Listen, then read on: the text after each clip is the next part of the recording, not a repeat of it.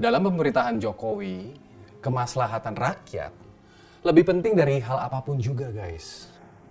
Semua program pembangunannya bertujuan untuk memajukan Indonesia demi kesejahteraan rakyatnya.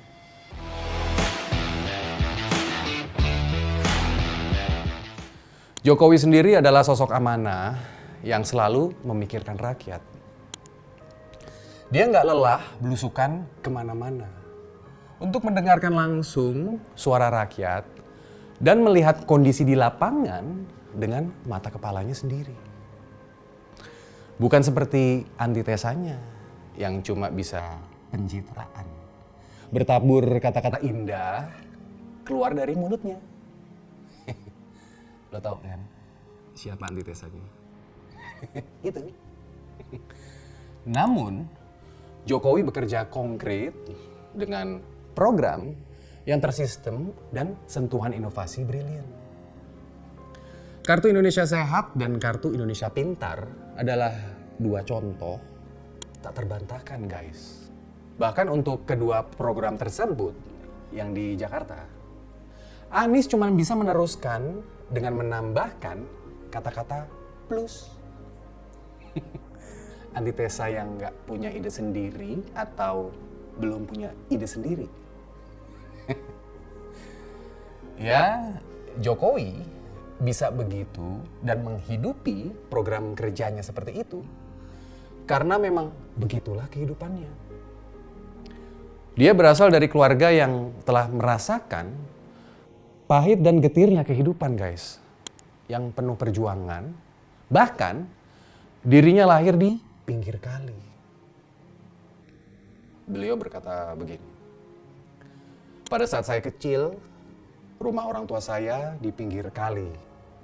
Lalu digusur pindah ke tempat kontrakan lain lagi. Sedih. Kalau saya ingat, sedih. Cerita Jokowi mengingat peristiwa tahun 70-an itu. Lihat deh cuplikan videonya.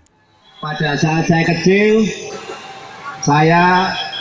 rumah saya di pinggir kali. Digusur pindah ke pinggir kali lagi. Digusur pindah lagi ke tempat kontrakan yang lain lagi. Namun, Jokowi bersyukur. Orang tuanya yang dulu hidup di pinggir kali bisa membesarkannya sekarang. Menyekolahkan dirinya meskipun pontang-panting. Jokowi berkata begini, saya bisa merasakan bagaimana rakyat itu menderita. Karena saya bukan anak orang kaya. Dari kecil, hidup prihatin. Kata Jokowi. Simak deh. Nih. Saya bisa merasakan bagaimana rakyat itu menderita. Saya bisa merasakan. Karena saya bukan anaknya orang kaya. Dari kecil hidup prihatin. Jadi jelas ya, Jokowi sangat merasakan kehidupan rakyat miskin yang termarginalkan, guys. Hal ini yang mendasari Jokowi pada tahun 2012 lalu sebagai Gubernur DKI turun langsung menyelesaikan masalah kependudukan warga Tanah Merah. Ya, pernah mau daftar anak sekolah jadi susah karena nggak punya kakak, akte kelahiran, dan orang tua nggak punya KTP, ujar Sukmawati. Mereka mendapat angin segar usai Jokowi terpilih memimpin ibu kota pada waktu itu. Semuanya bisa mendapat KTP, KK, akte kelahiran secara cuma-cuma alias gratis. Pak Jokowi kepilih langsung, itu nggak ditunda-tunda. KTP, KK, akte kelahiran, bebas biaya, kata Ani. Salah satu warga Tanah Merah yang mengaku susah mengurus KTP sebelum Pak Jokowi menjadi Gubernur DKI Jakarta. Ya, sudah seharusnya memang mereka mendapatkan KTP agar dimudahkan untuk mengakses layanan publik. Maka Pemprov mengeluarkan 1.665 KTP dan 715 KK. untuk warga di Tanah Merah. Menurut Guntur Romli, semua penduduk tidak boleh dipinggirkan. Iya, benar juga sih. Jokowi memberikan KTP kepada warga Pelumpang di sekitar depo Pertamina adalah tindakan yang tidak bertanggung jawab untuk mengakui mereka sebagai warga DKI. Tapi bukan untuk pengesahan tanah dan lokasi yang mereka tinggal, tuturnya.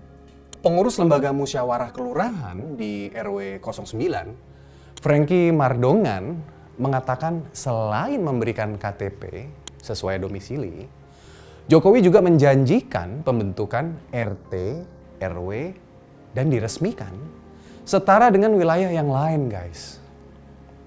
Kata Jokowi nih ya, semua masyarakat biar dengar. Masalah pembentukan RT RW untuk Tanah Merah dan Kampung Beting segera diproses. Memang butuh waktu, tapi yang paling penting saya perintahkan ke wali kota agar segera diproses dan dilaksanakan, kata Jokowi pada tahun 2012 lalu. Lihat deh. RW dan RT serta KTP untuk Tanah Merah dan di Kampung Beting akan segera diproses, tapi ini juga memakan waktu ya. Semua masyarakat biar dengar, proses untuk KTP, untuk RT, untuk RW akan segera diproses. Namun, Wali Kota Jakarta Utara pada saat itu, yaitu Bambang Sugiono, menyatakan pemberian KTP itu tak akan mempengaruhi kepemilikan tanah. Ia menyebut tanah yang menjadi tempat warga yang sekarang ditinggalin masih menjadi lahan sengketa, guys. Pemberian KTP dan RT RW bukan kepemilikan lahan, tapi untuk legalitas administrasi kependudukan. Sehingga masyarakat bisa mengurus akte kelahiran dan sebagainya, ujar Bambang.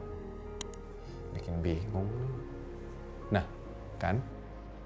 Jokowi nggak kebablasan seperti yang ngasih IMB. Gue tahu nih arahnya kemana. Nah, setelah mendapatkan KTP, seharusnya mereka berhak pindah ke rusun yang akan disiapkan oleh Pemprov DKI Jakarta. Bukannya malah dikasih IMB untuk menetap di sana. Dasar gak bener.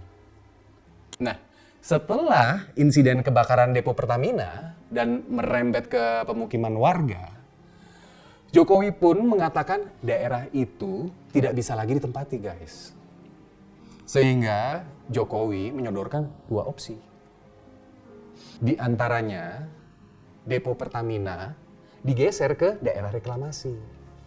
Atau penduduk di sekitar depo yang direlokasi. Gitu loh. Kata Jokowi gini, nanti akan diputuskan oleh Pertamina dan Gubernur DKI. Kata Jokowi saat berkunjung ke lokasi kebakaran. Lihat deh. Bisa saja Benerin. pelumpangnya digeser ke reklamasi atau penduduknya yang digeser di relokasi. Saya kira nanti akan diputuskan oleh Pertamina dan Gubernur DKI. Erick Thohir pun bertindak cepat. Sebagai Menteri BUMN yang bertanggung jawab atas PT Pertamina, dia pun segera mengadakan rapat keesokan harinya. Nggak pakai lama, guys. Hasilnya adalah depo akan dipindahkan ke lahan milik PT Pelindo. Sekarang bagaimana dengan rakyat?